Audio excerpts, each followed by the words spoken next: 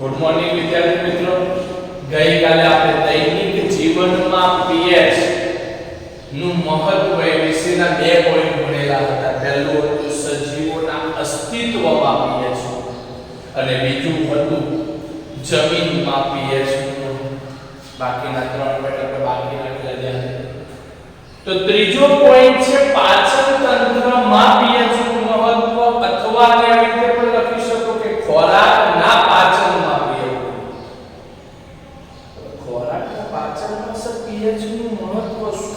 તો સાંભળો, આપણે જ્યારે ખોરાક ખાઈએ છીએ ને ત્યારે ખોરાક ક્યાં જાય છે? જઠરમાં જાય છે. આપણે જે ખોરાક ખાઈએ છીએ ક્યાં જાય છે? જઠરમાં જેવો ખોરાક પ્રવેશે એની સાથે હાઇડ્રોક્લોરિક એસિડ નો શું થાય? તો કે સ્ત્રાવ. જેવો જઠરમાં ખોરાક પ્રવેશે એવો જ જઠરમાં HCl એટલે કે હાઇડ્રોક્લોરિક એસિડ નો સ્ત્રાવ થાય છે. પણ તમે જોયું તો ઘણી વખતે તમને છાતીમાં દુખાવો કે બળતરા થાય, જેને શું કહેવાય? એસિડિટી કહીએ છીએ. ખબર હશે બધાને. એસિડિટી ક્યારે થાય? તો આપણે કીધું સર ખોરાક જેવો જઠરમાં પ્રવેશે એવો HCl નો સ્ત્રાવ. પણ જ્યારે તમે તીખું તળેલું આવો ખોરાક ખાધો ત્યારે ખોરાકના પાચન માટે વધુ પડતા HCl નો સ્ત્રાવ થાય છે, કે વધુ પડતા હાઇડ્રોક્લોરિક એસિડ નો શું થાય છે? સ્ત્રાવ થાય છે, જેને આપણે શું કહીએ છીએ?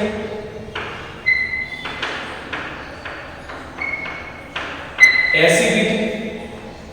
આ એસિડિટી એટલે શું? તો કે જ્યારે તમે ખોરાક ખાધો છે તીખો કે તળેલો છે ત્યારે આ વધારાના એસિડનું તટસ્થીકરણ કરવા માટે ખોરાકના પાચન માટે વધુ પડતા એસિડનો સ્ત્રાવ થાય છે, જેને શું કહેવામાં આવે છે?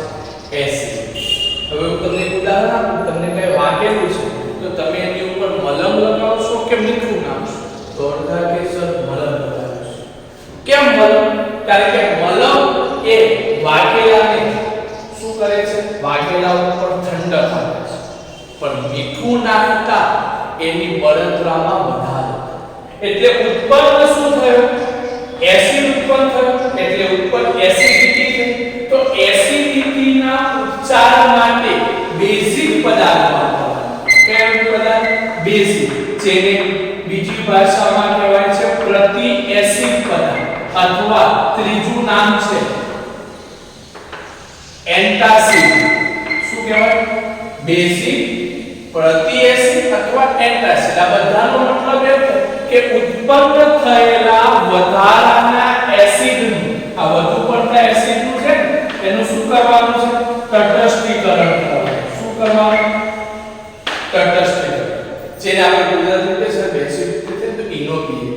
હા કે આ ઇનો શું છે? તો કે પ્રતિ એસિડ પદાર્થ, બેઝિક પદાર્થ અથવા એન્ટાસિડ કહેવામાં આવે, જે વધારાના એસિડનું શું કરે છે? તટસ્થીકરણ કરે છે. Okay, clear? તો ખોરાક પાચન તંત્રમાં અથવા પાચનમાં અથવા ખોરાકના પાચનમાં પીએચ. હવે દાંતના ક્ષયનમાં પીએચ. દાંતનું ક્ષય એટલે શું? તો ક્ષય એટલે દાંત સડી જવું. ગુજરાતીમાં આપણે બોલીએ સડી જાય છે. પણ દાંત, દરેક વ્યક્તિના દાંત સડે તો કે ના, એવું નથી. તો સડવાનું કારણ શું? તો મોંના અંદરના ભાગની pH નું મૂલ્ય 5.5 કરતા કેવું થાય? ઓછું થાય. મોંના અંદરના ભાગની pH નું મૂલ્ય 5.5 કરતા ઓછું થાય ને ત્યારે દાંતનું ક્ષય થાય. આ યાદ રાખો, MCQ. ઓકે, બીજો સર દાંતની ઉપર જે પડ બનેલું છે એ કેનું બનેલું છે? તો દાંતની ઉપરનું પડ કેલ્શિયમ કાર્બોનેટનું બનેલું છે. કેનું બનેલું છે? કેલ્શિયમ કાર્બોનેટ, CaCO, જે પાણીમાં ઓગળે એટલે કે સફર છે. જો દાંતનું ઉપરનું પડ પાણીમાં ઓગળી જતું હોય તો મોઢામાં કોઈને દાંત નથી. લાત નહીં એટલે તો શયન જ નહીં થતું, શયન નહીં થતું તો આ પોઈન્ટ જ નહીં આવે.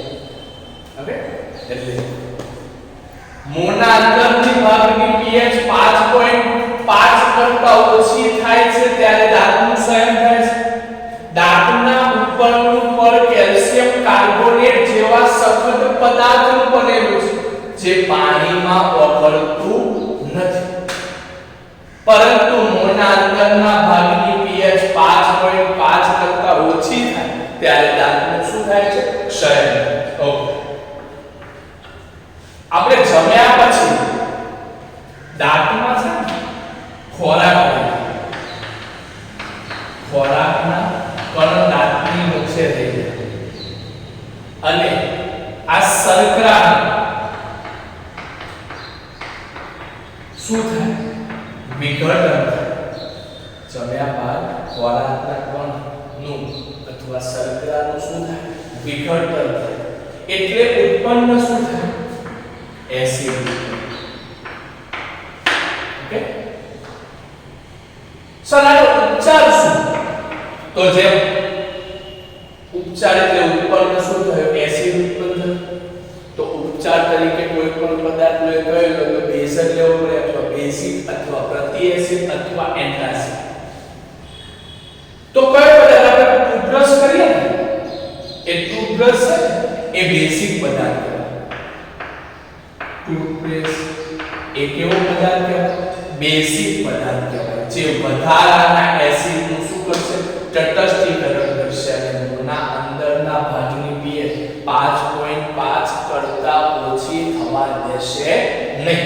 ક્લિયર? ઓકે, અને નેક્સ્ટ ત્રીજું, મધમાખીની ડંખની અસરના ઉપચાર. હવે મધમાખી ડંખ મારે એટલે એના ડંખમાંથી શું ઉત્પન્ન થાય? તો કે એસિડ ઉત્પન્ન થાય. એના ડંખમાંથી શું ઉત્પન્ન થાય? તો કે એસિડ. તો સર એસિડ ઉત્પન્ન થાય તો શું કરીએ?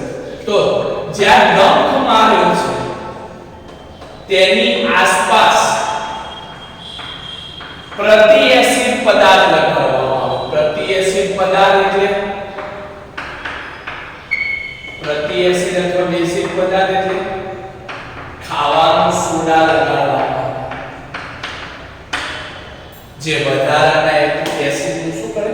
તટસ્થ. એટલે કે મધમાખી જ્યારે ડંખ મારે ત્યારે ડંખની આસપાસના ભાગમાં શું થઈ જાય? દુખાવો થાય અને સોજો આવે. કેમ?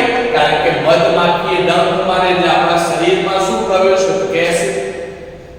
હવે આ ડંખ મારે છે તે એસિડ શરીરમાં પ્રવેશ થયો તો એના ઉપચાર તરીકે ડંખની આસપાસના વિસ્તારમાં ખાવાના સોડા જેવો પદાર્થ પ્રતિ એસિડ તરીકે લગાડવામાં આવે છે જે વધારાના એસિડનું શું કરશે? તટસ્થીકરણ કરશે. ક્લિયર? તો અહીંયા પણ આજે આપણે 3 પોઈન્ટ પૂરા કર્યા છે. ખોરાકના પાચનમાં pH નું મહત્વ, દાંતના શયનમાં અને મધમાખીની ડંખની અસરના ઉપચાર. ઓકે, તો વ્યવસ્થિત રીતે લખી દીધું. ટોટલ 5